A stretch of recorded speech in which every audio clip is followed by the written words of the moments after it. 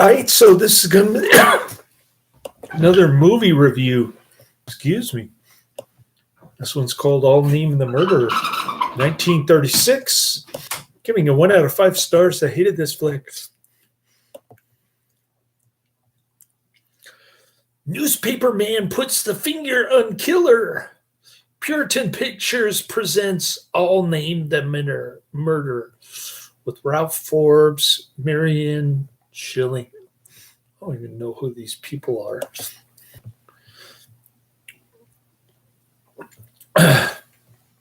Marion Shilling's last film. All Name the Murderer is a 1936 U.S. crime film produced by C.C. Burr for Puritan Pictures, directed by Raymond K. Johnson, starring Ralph Forbes, Marion Shilling. One of the most famous B leading ladies of the 1930s. Very pretty lady. Malcolm McGregor. The story and screenplay was written by Phil Durham with special dialogue by Edwin K. O'Brien. The film was released January 27, 1936. This was Marion Shilling's last film. Too bad. She was very attractive in this one. She plays the protagonist girlfriend / coworker. I wish I had something like that at my work, but I'm not 42 years old anymore. Anyways, yeah, such is life. Here we go. Production company C.C. Burr Productions, distributed by Puritan Pictures. Release date January 27, 1936. Running time 66 minutes. The version I saw on Cult Cinema Classics was 68 minutes. In the opening night of Luigi Harry Semmel's Club, gossip columnist Tommy Tilton, Ralph Forbes, is at the nightclub with his photographer, Smitty, Marion Shilling. Tilton runs into his college friend, Ted Benson, Malcolm McGregor, who's engaged to V. Van Ostrom, Charlotte Barr Smith. Behind the scenes, one of the dancers, Valerie Delroy, and the nightclub's featured singer, Nadia Renee, who's got an incredible back. I love her dress. Nadia Renee is the reason to watch.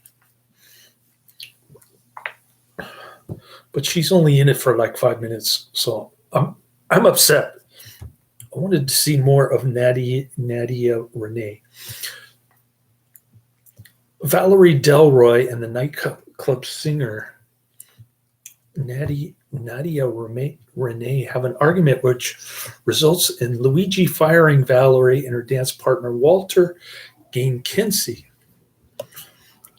Benson is being blackmailed by Nadia for love letters that he had written her before his engagement to V.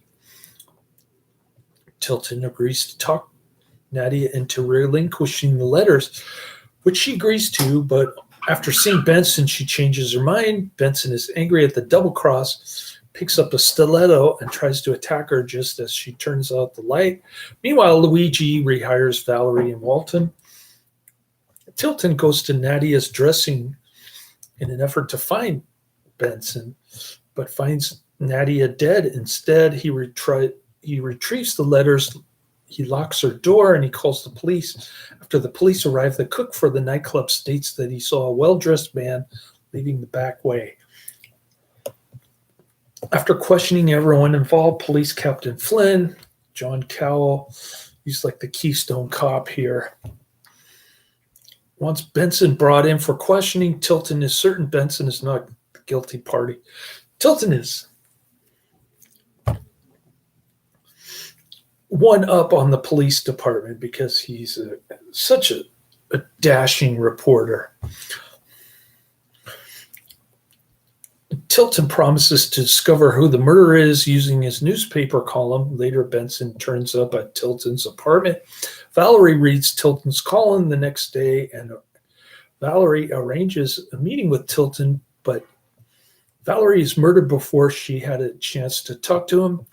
Tilton visits V. Van Ostrom and her father, Hugo Van Ostrom, William Bailey. Tilton shows him a receipt for a $15,000 diamond bracelet that he found in Nadia's dressing room, indicating Van Ostrom has his motive. Now that Valerie is dead, Tilton talks Benson into turning himself in for his own safety, which he does. Tilton discovers that Nadia used to work for a nightclub in Chicago called Rossi, that Luigi, then known as Rossi, used to own that nightclub. It also comes to light that Nadia had blackmailed before. Luigi is ruled out as the murderer, however, as he has an airtight alibi. Meanwhile, Tilton promises to name the murderer the next day, which makes himself a target that fleshes out the murderer.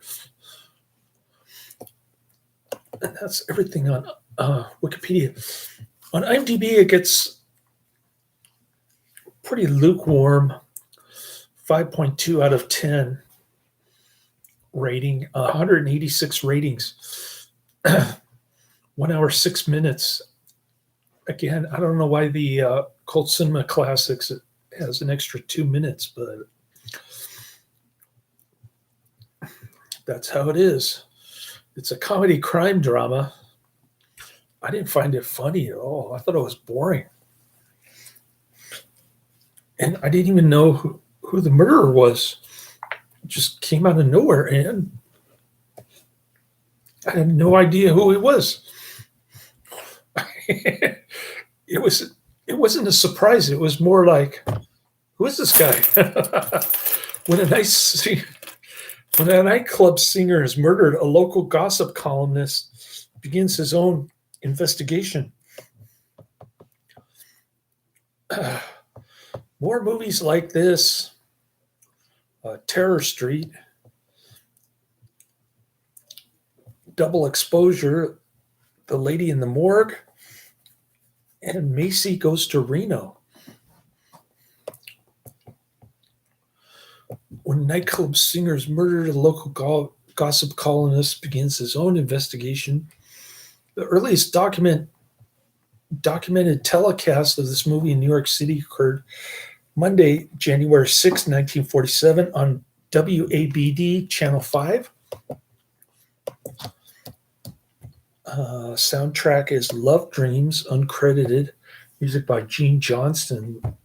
Lyrics by Carl Dudley. Here's a featured review, KSF2, dated August 3rd, 2018 on IMDb. They're giving it a 6 out of 10. Ralph Forbes kind of solves the whodunits. Tommy Tilton, Ralph Forbes, is the big shot columnist. I don't know why this guy, Tommy Tilton, Ralph Forbes, has a British accent. Maybe he's the only British actor in this. And when he goes out for a night on the town, a singer is moited. Tilton must find out who done it or face trouble himself. A list of B stars. Script is pretty slow. Long pauses in the script between lines. Meh. Shows on Turner Classic, but not very often. Forbes has started in silence, and he successfully jumped to talkies. Kind of like Gloria Swanson. Died quite young at 46, unspecified illness. That's funny. Tilton, unspecified illness. Did not die from natural causes. Tilton's co-star is Marion Shilling. I like Marion Shilling, but I didn't like this movie. I didn't like her lines. Directed by Bernard Ray, produced by Puritan Pictures, a Sam Katzman company. According to Wikipedia, was only around for a year before closing down. Like I said, man, that doesn't sound like a 6 out of 10 review. That sounds like a 1 out of 10 review. All right. Well, I had a nice chat with Karate Man. He was like in the chat room for about 1.1 of my videos today. But that was because I did American Kickboxer 2 super early in the morning. Can't really blame him for that. But I did review 3 of his recommendations today, and a 4th one that I picked, real stinker, called I'll Name the Murderer. Next one up is Chase. This one I'm really looking forward to. 1946 film noir crime thriller. Impact 1949, another crime drama film noir. Back to back. It's about time. I need a 5 out of 5 here. Tired of doing these 1 out of 5 reviews. Stranger in Town 1943 comedy drama romance. Not looking forward to that. Half a Sinner 1940 adventure comedy mystery. And last but not least, The Devil's Hand 1961 classic horror. All right.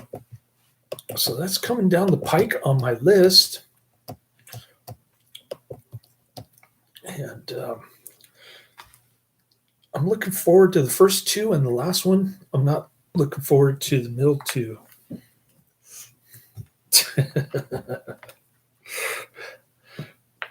But I'll try to get through all 5 tomorrow. We'll see how that goes. I think we have Latin Mass, though. So I might do 4 or 5 tomorrow. We'll see how it goes later.